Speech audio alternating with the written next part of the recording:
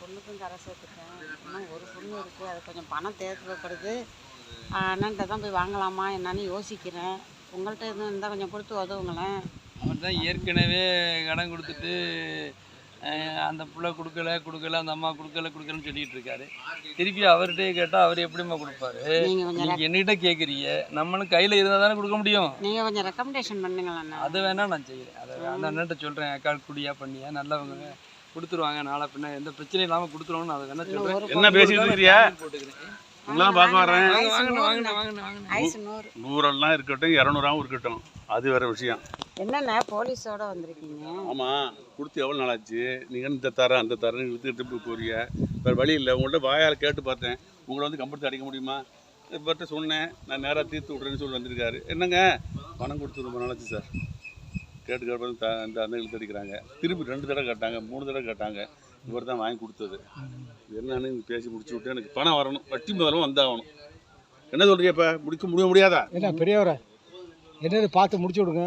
நீங்கள் தான் வட்டிக்கு தான் காசு வாங்கணும். கையில் வீட்டில் காசு இருந்து வச்சுருங்களேன், நாங்கள் உங்கள்கிட்ட கடன் வாங்க போகிறதில்ல. எவ்வளோ நாள் இருந்தாலும் நீங்கள் வட்டி வாங்க போறீங்க, அதில் ஒரு குறையும் இல்லை. அந்த ஆகியும் நாளை புள்ள வெளிநாட்டில் இருக்குது, வந்தோடனே தந்துடுறாங்குது.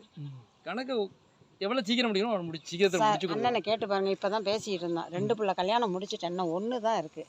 அந்த 1க்கு கொஞ்சம் பணம் குறையுது, அதான் அண்ணன்ட்ட தான் வாங்க போகிறேன். அவர் கொடுக்குறாரு, நாங்கள் அவர் பணத்தை ஏமாற்ற மாட்டேன். என்ன அண்ணா அதெல்லாம் என்ன சொல்றாருங்க? நீங்கள் தான் கொடுத்து உதவுனீங்கன்னு. இன்னொரு புள்ள இருக்குது, அதுக்கு நான் தான் பணம் கொடுத்து கரையை தனுங்கிறாங்களே. அப்போ ஏற்கனவே கொடுத்த காதே வந்துடல. எல்லாம் வாங்கிக்கலாம். நான் எதுவுமே கேஸ் கொடுக்கட்டுமா என்ன? அவர் வந்து என்ன சொன்னார், நேரடியாக கேட்டு பார்த்துருவோம், எஃப்ஐஆர் போட மாட்டேன்னு வந்திருக்காரு. எஃப்ஐஆர் போடுற அளவுக்கெல்லாம் போகாதுண்ணே. ஏன்னா நீங்கள் அந்த அளவுக்கு இவ்வளோ தூரம் உதவி போட்டு நீங்கள் சொன்னீங்கன்னா எனக்கு கெடு கொடுங்க.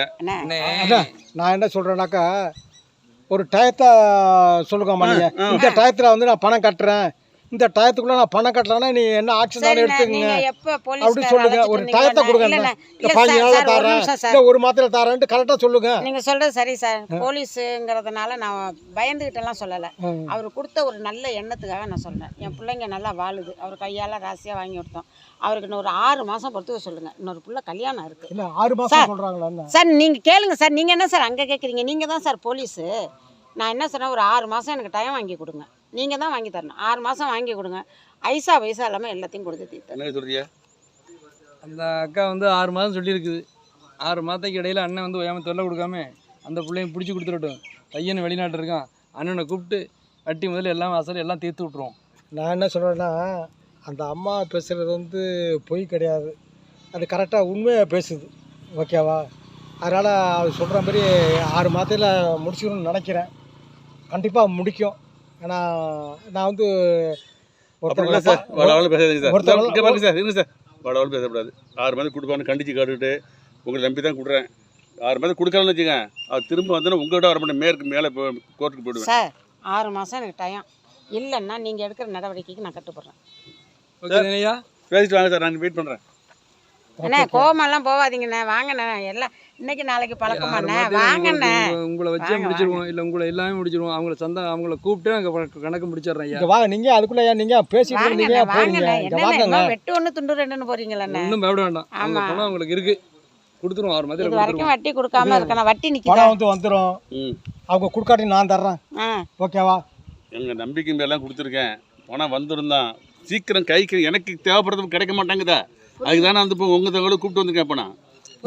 இப்போ அவர் சொல்கிறது என்னன்னாக்கா, உங்களோட கஷ்டத்துக்கு அவர் பணம் கொடுத்து உதவுனாரு.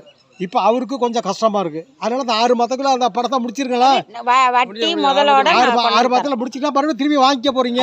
நான் வட்டி முதலோட இது வரைக்கும் வட்டி நின்று இருக்கான்னு கேளுங்க. அவங்க பணம் ரிட்டர்ன் பண்ண கேட்கறாங்க. இதுக்கு வட்டி முதலோட அண்ணனுக்கு பைசல் பண்ணிடுறேன். அதுக்கு நீங்க சாட்சி, அண்ணனு சாட்சி. ஒத்துக்கிறேங்க. சரிங்க, சீக்கிரம் சரிங்கண்ணா. சரிங்கண்ணா, வாங்கண்ணா. வாங்க வாங்க வாங்க சார். ரொம்ப நன்றி சார்.